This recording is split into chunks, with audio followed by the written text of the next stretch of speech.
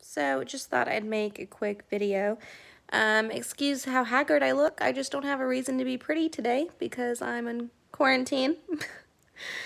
I'm in Tennessee, so nothing's mandatory yet. I can still go outside, but the weather's so bad anyways. It's like, what's the point? But I am out of work, and there are no meetings really meeting right now, except online.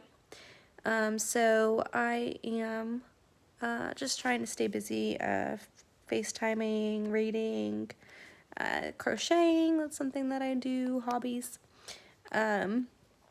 Anyways, it's important to kind of stay connected in this time. For me, like sitting at home is, I hate it. I would much rather be at work. I like to work a lot, and I like to come home and get in bed and watch TV and relax and go to sleep and then go back to work. I can't do that right now. And as of right now, I won't be at work until April 1st, and I'm praying to God that does not change. But there's a very good possibility that it will. So, anywho, I'm struggling right now. I feel like, well, for one, I'm really hard on myself, and I'm really trying not to think about yesterday or the day before and not think about tomorrow and the day after the next, because all I have is right now and these 24 hours in front of me. But that being said, like, there's a lot of the times that I feel like I am unworthy to be useful to people because of the mistakes that I've made in my recovery journey. Like, okay, well, you've drank alcohol, so now you can't be of use to another alcoholic. But that's just a lie that the enemy wants to use to keep me from sharing my story and talking to other alcoholics. And it also keeps me trapped in the cycle of drinking because it's shame. And shame, you know, you don't want to feel it. It feels gross, so you just go numb it. And if it's not with alcohol, for me, it's sex. You know, I feel like a lot of the times people don't want to talk about, like, sex in a meeting amongst, you know, men and women. Like, maybe you're a little bit more comfortable to talk about it in your closed women's and men's meetings, but not really so much in the open meetings. But that's something that it's important for me to talk about because it's a huge cross addiction for me is sex. For some people it might be love addiction. You know, you might stay in a toxic, unhealthy relationship just for the sake of being with someone. For me, it's just more like the physical, and then I don't want to ever see you again. I'm trying to be funny, but because it's awkward, but that's it's not healthy. It's not good. Woo. So, anywho, that also brings on shame. Like, why do I keep doing this? And then I drink. So, trying to avoid drinking and sex. Doing good. Haven't had sex in a month. The last time I did, was very bad because I did it because I was lonely, and I could have gotten out and I could have done some service work, and I chose to instead fill that void with something else. So, not good. Anywho, he is shocked right now, you guys. Anywho, I know I'm literally babbling already. This is 4 minutes into the video and I am off topic. So, anywho, going into a fourth step. I have done a fourth step several times, but this time it's going to be very different because I am very different. The first time I did it, I was so willing and ready. I was excited. I was like, this is all my junk. Let's put it out there. Let's get rid of it. I don't want to carry it anymore. The second time that I did a fourth step was like, oh, I picked up my junk again. Let's get it back out there. This is my new junk. Let's get rid of that too. This time, because the last time the perspective was very victim mentality, this time the perspective is very like, okay, here is where I'm wrong. Here is where I've messed up. Here's where I continue to mess up. And I think the difference is that there's a serious emphasis for me this time on the character defects that's behind each of these, because I have become so much more aware over the years of what my character defects are. And about 99.9% of my character defects are all fear-driven.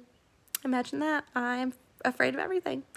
So whether it's afraid of rejection, afraid of failure, afraid of finances, afraid that the outcome is not going to be what I want, which is most of the time it's not, because God's will is not my will, I react. And I can either react in recovery, with my tools and in the steps, or I can react in self-will, and I can do like the big book says, when the play and the director and the play is not going the way that we want it to, we overexert ourselves even more trying to get that play to go our way, and in doing so we make it like even worse than it already was.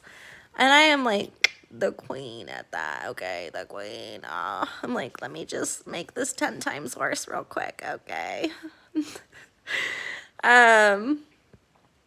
Y'all probably think I'm crazy. I am crazy.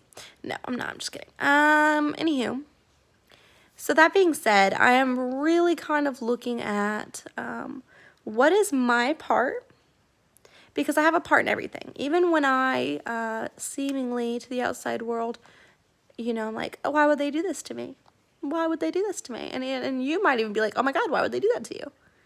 I still play a part, because I can play a part in how I allow it to affect me, and how, whether or not I play into it.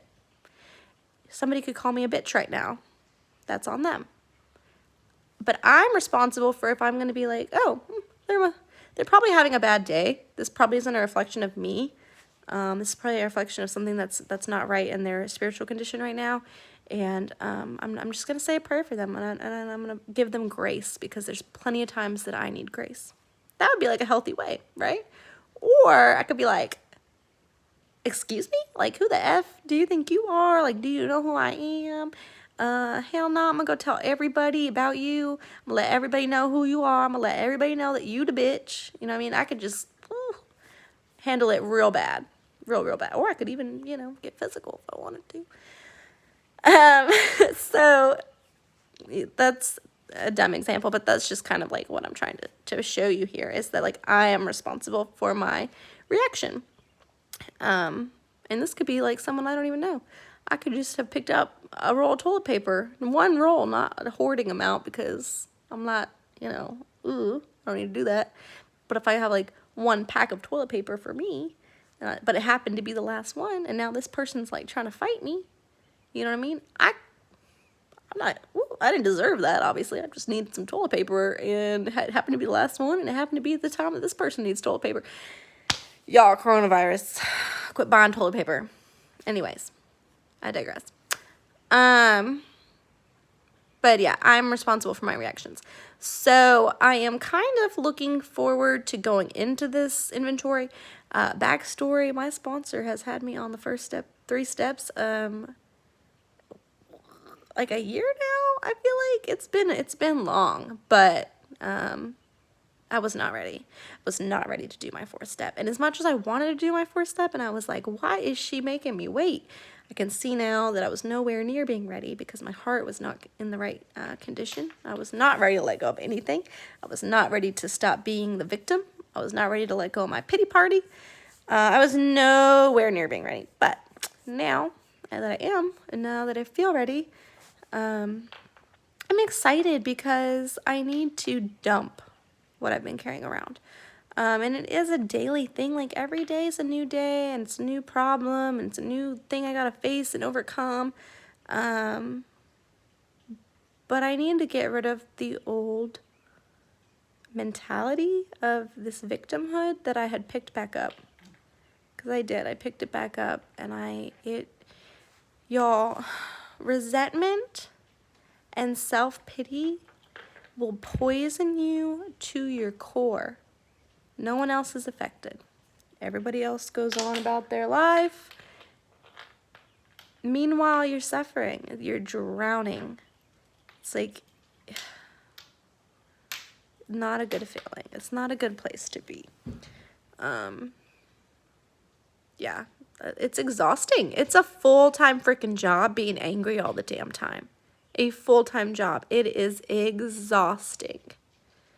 Finally, I got tired enough to let it go. My gosh! He is being so, ooh, talking about reactions. My cat's really trying to get one out of me right now.